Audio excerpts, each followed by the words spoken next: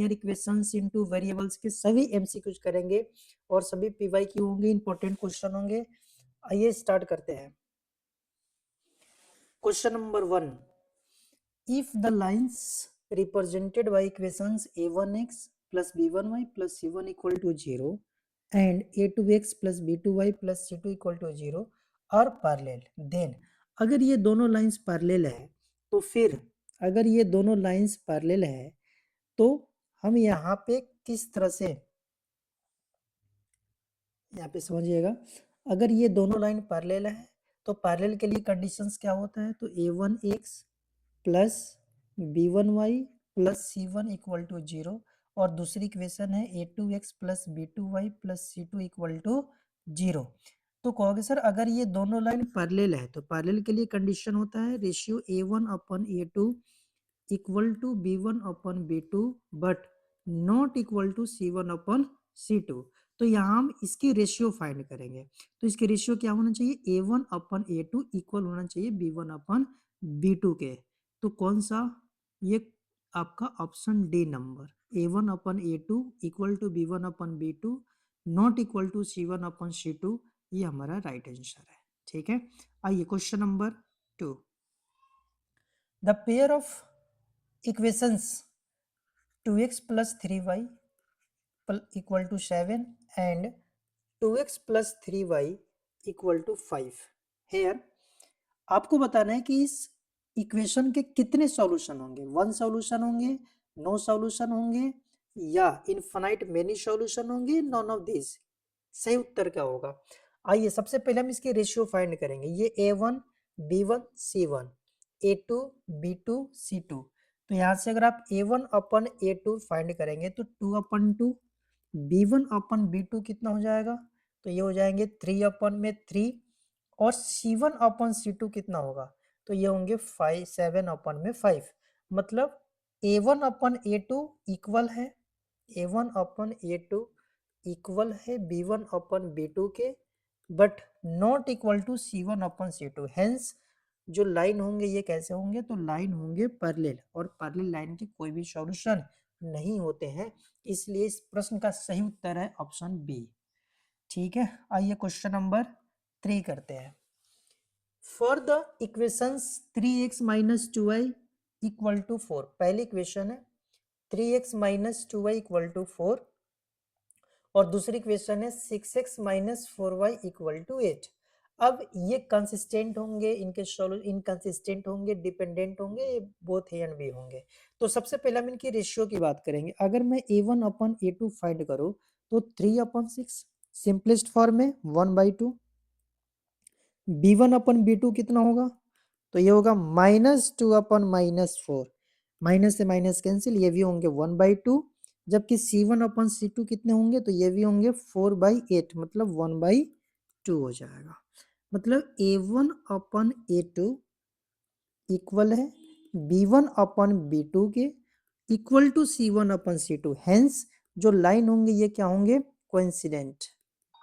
अगर line coincident होते हैं तो इसके इनफाइनाइट सॉल्यूशन होंगे और इनफाइनाइट सॉल्यूशन का मतलब क्या होंगे, कंसिस्टेंट। ठीक है, question number 4, if a pair of linear equations has infinite many solutions. Question है कि अगर पेयर ऑफ लीनियर इक्वेशंस के कितने सॉल्यूशन है, इनफाइनाइट मेनी सॉल्यूशन है। इट रिप्रेजेंट्स, किसको रिप्रेजेंट करेगा, तो अगर आपको पता है कि इनफाइनाइट सॉल्यूशन का मतलब a1 upon a2 equal to b1 upon b2 equal to c1 upon c2, तो ये लाइंस क्या होते हैं, कोइंसिडेंट होते हैं और इसी के कितने सॉल्यूशन होते हैं, इनफाइनाइट सॉल्यूशन होते हैं। Option A is the correct answer. ठीक है, बाकी ये तीनों ऑप्शन कब होंगे, है ना, तो ऑप्शन बी पैरेलल लाइंस कब होंगे, जब नॉट इक्वल टू होता है और intersecting line a1 upon a2 not equal to b1 upon b2 होता है। आइए क्वेश्चन नंबर 5 करते हैं। ये इंपॉर्टेंट क्वेश्चन है एग्जाम के लिए, वेरी वेरी इंपॉर्टेंट क्वेश्चन है। आप लोग इस क्वेश्चन को, है ना, दोबारा फिर रिवाइज करेंगे। For what value of k will the equations 3x plus ky equal to 6 and 6x plus 12y equal to 12। दो इक्वेशन मैं लिखता हूँ, 3x plus ky equal to 6 and 6x plus 12y equal to 12।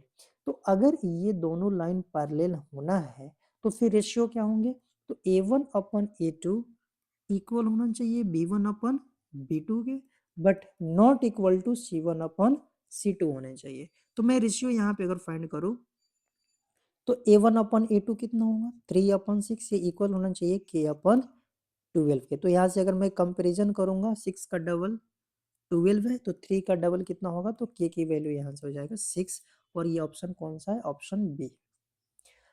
आइए next question करते हैं, question number 6।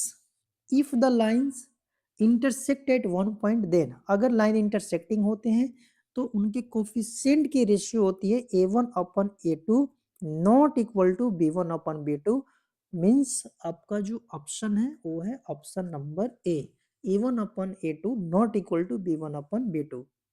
Question number 7, the solution of x plus y equal to 7 and x minus y equal to 3 is, अब इसके solution क्या होंगे।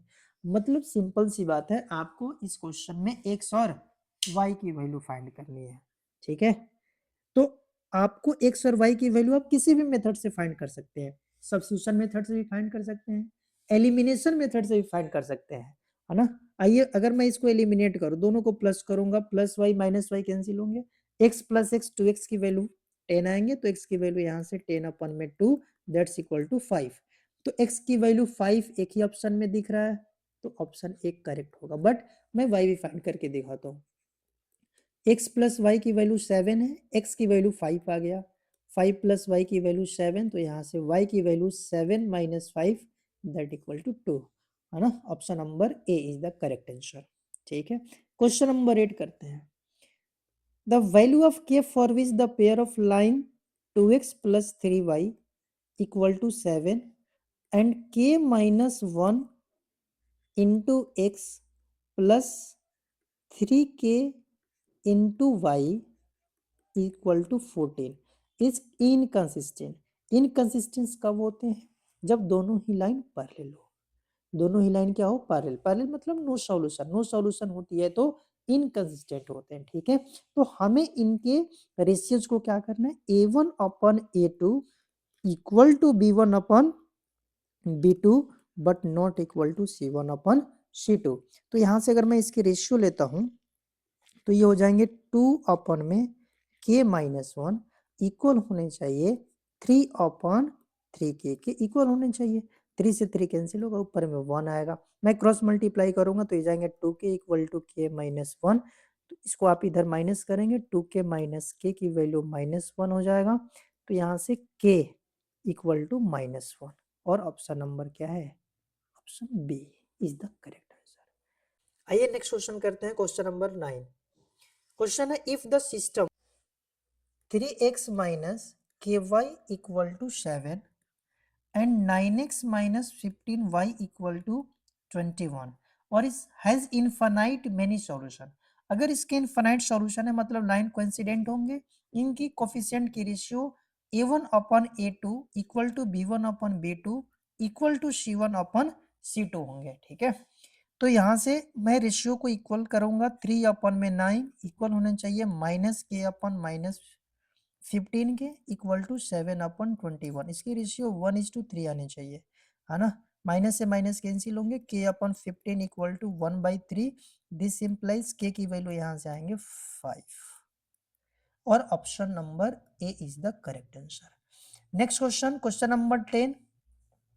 The system of equation 2x plus ay equal to 5 and 4x plus 2y equal to 6 has unique solution. Unique solution मतलब ये जो line होंगे intersecting होंगे, और इंटरसेक्टिंग कब होते हैं, A1 upon A2 not equal to B1 upon B2 होंगे। तो यहाँ से मैं लिखूंगा 2 अपन में 4 नॉट इक्वल टू A अपन में 2, A अपॉन में 2।